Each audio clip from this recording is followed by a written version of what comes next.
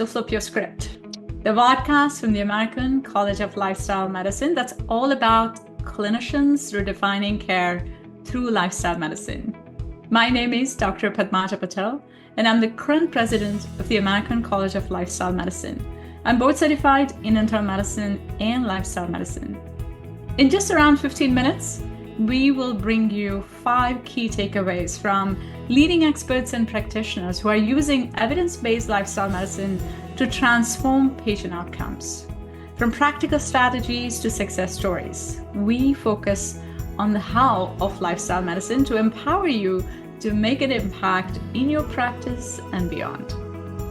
In this episode, we are joined by leaders from the American College of Lifestyle Medicine's Women's Health Member Interest Group and Geriatrics Member Interest Group, Dr. Cindy Geyer and Sally Duplantier. Cindy and Sally are co-chairs of the Women's Healthy Aging Subcommittee. Dr. Geyer is a board-certified internist who is also certified in integrative and lifestyle medicine. She's a former member of the board of directors for ACLM and a fellow of the college. With over 30 years in clinical practice, her passion is partnering with patients to personalize and prioritize lifestyle and integrative strategies to navigate their health journeys and optimize vitality and well-being. Sally Duplantier is a gerontologist, health span educator, and researcher with a passion for helping older adults live their best lives longer. Her mission is rooted in the power of lifestyle choices and the importance of health equity. Sally collaborates with healthcare providers to bring free public health education to older adults around the world, focusing on how everyday behaviors can support healthy aging. So far, her programs have reached over 10,000 participants from more than 50 countries. Welcome to both of you. How are you doing today? Wonderful. Thank you so much for the opportunity to speak with you and everybody else at Lifestyle Medicine. Yeah, we're delighted to join you. What a pleasure to have both of you here with me today. So let's start our conversation by exploring your path into lifestyle medicine and especially your interest in healthy aging. So I'll start first. I trained at Strong Memorial Hospital in Rochester, New York, where they pioneered the biopsychosocial model, which really informed my approach to patients, looking at them beyond their symptoms and their diagnoses to who they were in context of their lives and their relationships and goals. Then as a mother of twins, working as a teaching attending where we still did hospital call and then trying emergency medicine, I really learned firsthand the impact of stress and sleep deprivation on both physical and emotional health. I started work at Canyon Ranch, which was a destination lifestyle resort, thinking I was going to get back to having work-life balance and time with my patients. But I actually gathered so much more. They had a team-based approach with dietitians, exercise physiologists, physical therapists, life management specialists, and I continued to be amazed at the power of what we now know are the lifestyle medicine pillars to transform people's health and wellness in as little as 2 and 3 days. But clearly that was very amazing over and over, and learned from all of my colleagues in different disciplines. But that was for people who could afford to stay at a lifestyle medicine resort or a destination resort. So I remember reading Dr. Liana Leonov's article in 2010 in JAMA with a call to action for physician competencies in lifestyle medicine and the creation of a new board specialty. And I thought, wow, I joined ACLM because back then, and this was a group that was really geared to bringing it into communities, bringing the power of lifestyle medicine into communities, teaching clinicians and in hospital systems. Wow, powerful. The next shift was, I think, during the pandemic, my interest in healthy aging. I mean, I'm getting older, of course, and have navigated my own journeys, but navigating my parents' health journeys and then unfortunately losing them both during the COVID pandemic. It was sorry to hear that. Thank you. It was hard. It was heartbreaking. And I had, fortunately, both my sisters on that journey with me to help me. I had Mhm. friends who'd experienced similar things with their parents, and it really underscored to me just how important those social connections are when we're navigating whatever challenges are on our path. I also witnessed how my mother, who was having some cognitive difficulties, was talked to and treated by healthcare professionals or talked around by healthcare professionals. And I Oh, realized we could really do better. We could do better. okay. Absolutely. Great. Cindy, Sally. I love that introduction. I will say mine has been more of a personal path.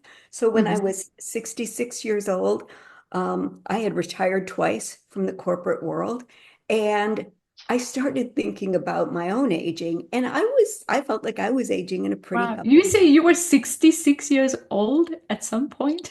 Yes, You look I'm so I'm young. almost 72 now. Wow. Um, and so it was kind of like I looked at how I was aging and the role that lifestyle choices played and how other people around me were kind of aging very differently. And I thought, Yeah. well, I want to have an impact. I want to help people. The thing was, I had this great desire, but I had no training in this. Mm. So I went back to school. So Wow. in the 60s, I went back to school and I got a master's of science in gerontology. And I am now in a doctoral program in public health. I start this fall. Wow. I'll be Impressive. 75 when I finish, but I figure I'll be 75 anyway, so why not? Wow. I'm just so inspired by your story, both of your And stories. one of my professors had mentioned ACLM, and then I found out about it and I thought, oh my gosh, this is the perfect fit. Wow. Yeah. Great. Wow. You found your community I finally, did. isn't it? Yes. So we hear the term healthy aging a lot, and I know you both have been in this space.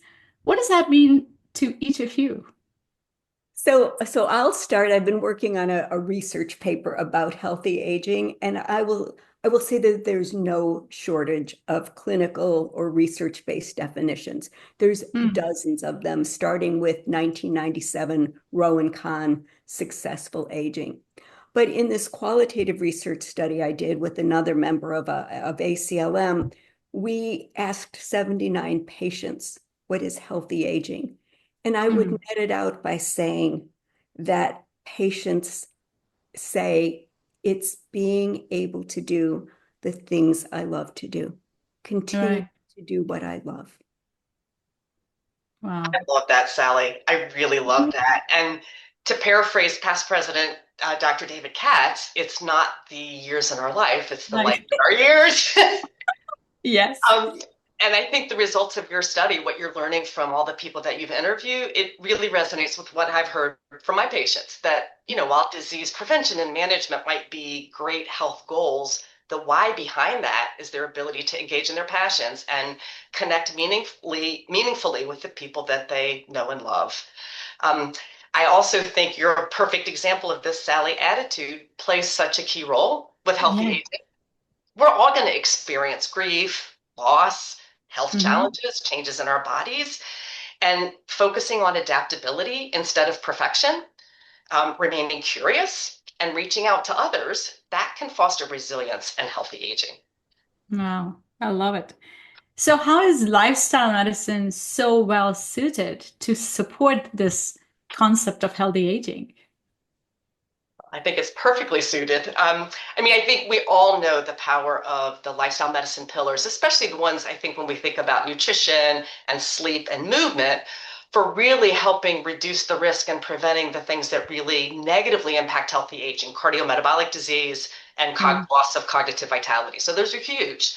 Um, Maintaining mobility, flexibility, and strength become more challenging, I think, especially over the age of 60, and arguably a higher priority for many of us. So once we've gotten to that prevention piece, we also want to be able to engage and do and be active. yeah. And while reducing inflammation and insulin resistance can also play a role with maintaining healthy joints and healthy connective tissue, we have cumulative injuries, we may have arthritis, we may have dysfunctional movement patterns, and especially for women, the escalation and loss of muscle mass and bone mass that happens at midlife, that can have a huge impact on people's future abilities to stay functional and active. So Also bringing in the appropriate professionals to help people modify and adapt exercise to keep them strong, functional, and mobile can really help us age well into our 70s, 80s, and 90s. I love that, Cindy, and I'm going to add something as an older adult. I think that lifestyle medicine is really empowering because, as we get older, there's the ageist belief that we're less relevant, we're less capable, and we start buying into it and we start thinking, oh, I can't because. And there's something about lifestyle medicine which teaches us, yes, I can. There are positive steps I can take. I can eat better. I can sleep better. I can reduce stress. I can move more. I can cut back on alcohol. There are things that are in my control. And I think that empowerment is very important, especially to help set aside some of the ageist beliefs that are so prevalent. Mm-hmm. Yes, well said. So let's kind of elaborate a little bit more about this ageism, right? We're all talking about, especially within the context of healthcare. How can this ageist attitudes affect patient care, and what can we do about that? That's such a great question. So ageism refers to how we think, how we feel, or act towards others based on age. Right. Especially, it also includes these internalized attitudes that we may have in our own script in our head, and that Yeah. actually has huge impact on our physical, mental, and social well-being. And among healthcare professionals, if we're anxious about our own aging or we have a fear of death or dying, that actually predicts negative attitudes towards patients. And this has consequences in terms of our likelihood to maybe refer patients for appropriate testing. One example that really jumps out for me is I had a 70-year-old woman, fit, Mm-hmm. active. She came in to see me and she was so distraught because at her annual exam, her doctor said, "Oh, great news, you don't have to get a mammogram anymore." And she said, "What do you mean? What did they do? Put you out to pasture at 70 because they guess that you're going to die of something else?" And I thought, Yeah. yeah, that's taking a guideline and not Yes. looking at the individual in front of you and stereotyping somebody based on a chronologic number. So I think it's really important for us to recognize that. Um, there's a great toolkit from the World Health Organization as part of the UN's designation of this decade. I don't know how many of you knew this, but this decade has been designated the decade of healthy aging. And they Mm-hmm. came up with a great toolkit, and we can put that link for people to look at, the Global Campaign to Combat Ageism. It's phenomenal. And one of the things that seems to be the most impactful at reducing or addressing ageism is finding intergenerational activities, ways to connect maybe around a shared passion or music or culture or food or the arts, and dispel some of those myths and create opportunities both for social connection and for being around people of different ages and having more understanding. Oh, I like It's, that. it's so interesting that you mentioned the intergenerational connections because in that qualitative research study that we did, when people were asked, how do you define healthy aging? So many of them talked about those intergenerational connections. But Mm. something else that was noted about ageism is that our research looked at patients aged 38 to 88. And ageism was experienced by both the older and the younger adults. The older adults said something similar to what your 70-year-old said, Cindy. They felt dismissed because they were older. They weren't in the running for any kind of preventative treatment because they had just been written off. But Mm. younger adults, people in their early 40s, felt in a similar way. They said, I am being dismissed because I'm young and healthy. And so they wanted to Ah, be treated for who they were and not for their age. right. Not for the number. Yes. So, since you both are co-chairs of the Women's Healthy Aging Subcommittee, let's discuss some of the unique healthcare needs of women as they age. What would you say these unique needs are, and how does lifestyle medicine can help address them? Another great question. I think one really good example of this is the hormonal shifts that women experience are often pivotal windows of opportunity to think about lifestyle. And I know there's been a lot of focus on the menopause transition. So Yes. that not only is associated with the hot flashes and night sweats that some of us are quite familiar with, but there's also increased insulin resistance, cardiovascular risk, the emergence or worsening of sleep disordered breathing, increased bone turnover and muscle mass that we talked about earlier, and those added layers of the relationship changes, the stress of aging parents or children leaving home. So there's a lot going on besides just changes in estrogen and progesterone. And it provides a wonderful window of opportunity. Like, how can we establish healthy benchmarks and emphasize the lifestyle medicine pillars that are not only going to help the symptoms in the moment, but also help set women up for aging well with vitality in the second half. But what disproportionately affects women? Widowhood, caregiving responsibilities, illness and financial strain, more common in women, and these contribute to social isolation. Lifestyle medicine's emphasis on social connections and strategies to support our patients can actually mitigate against loneliness. Let me put a plug in. 3 of the wonderful members of our Women's Health Member Interest Group, Doctors Michelle Tollefson, Michelle Thompson, and Karen Adams, are doing a pre-conference workshop at this year's annual Lifestyle Medicine Conference on group visits for women in the menopause transition. And I would strongly encourage people to try to attend if they can. I think this is going to sell out. That is great. That is so exciting, Cindy. I want to add one thing to what you said is that I think lifestyle medicine also offers women more of a whole being approach to care.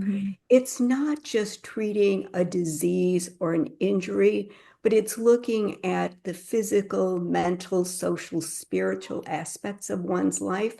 And it's also looking at her life through various transitions, the financial, the caregiving, the change in identity. And again, this is what we found is what patients want, but it's particularly important to women. Love it. So tell me how we can help our growing lifestyle medicine community of practitioners to better support older adults as they age. What advice would you have? Well, I love this question. It's near and dear to my heart, so I have a couple of tips. I think one thing, something that's almost shifted in my thinking as I've talked more to patients, is to think about healthy aging more from a lifespan perspective. Not just, oh, what happens when you're over 60 or over 65, but what can we do as healthcare professionals to support individuals through various life stages so that we prevent disease and disability and truly help people live their best lives longer. I think the other is a call to action for all lifestyle medicine professionals to make this very important practice available to everyone who needs it. So, I do a lot of work with underserved and underrepresented communities to bring lifestyle medicine to these populations. And I'm really finding that it's these strong community partnerships that make a difference. Yeah. I would also say a lot of times patients, and especially older patients, are always skeptical about the impact of lifestyle medicine. They would always say, well, I'm too old. Do you think it's going to make a difference? See, I tell people it's like a 401k plan. Like the earlier you start, the better, but it's never too late. And I think we have a responsibility to help shift that thinking that's directly tied to my mission. It's that idea of, yes, I can make positive health change to improve the way I age. At any age, absolutely. And I would dovetail with that, Sally. I wholeheartedly agree with the need to increase accessibility and access around healthy aging, providing opportunities for people to actually experience how they feel in response to their lifestyle choices. That's where you actually get to internalize the message and say, oh, it makes a real difference even in the moment. And I think coming back to us as providers or practitioners, it's important for all of us to examine our own attitudes or anxiety about aging. Meet each person with compassion and curiosity, no matter where they are on their aging and health journey. And just remember that healthy aging, it's not about perfection. It's about adaptability and resilience. And social connections, just so important to keep finding opportunities to engage with others and have that team around you. And it's one of the main predictors of health and well-being with age. Wow. Well, I really enjoyed this conversation. I think this is so important, and you both offer such valuable insights to our audience. But unfortunately, we are out of time. Thank you, Cindy and Sally, for sharing your time and expertise today. And thank you to our audience for tuning into this episode of Flip Your Script. We hope today's conversation has inspired you with practical insights on how lifestyle medicine is shaping the future of patient care. If you enjoyed this episode, don't forget to like, subscribe, and leave a comment. Stay connected with us for more episodes featuring clinicians who are rewriting the script on health, one patient at a time. Until next time, take action, make an impact, and keep flipping the script on healthcare. Thank you.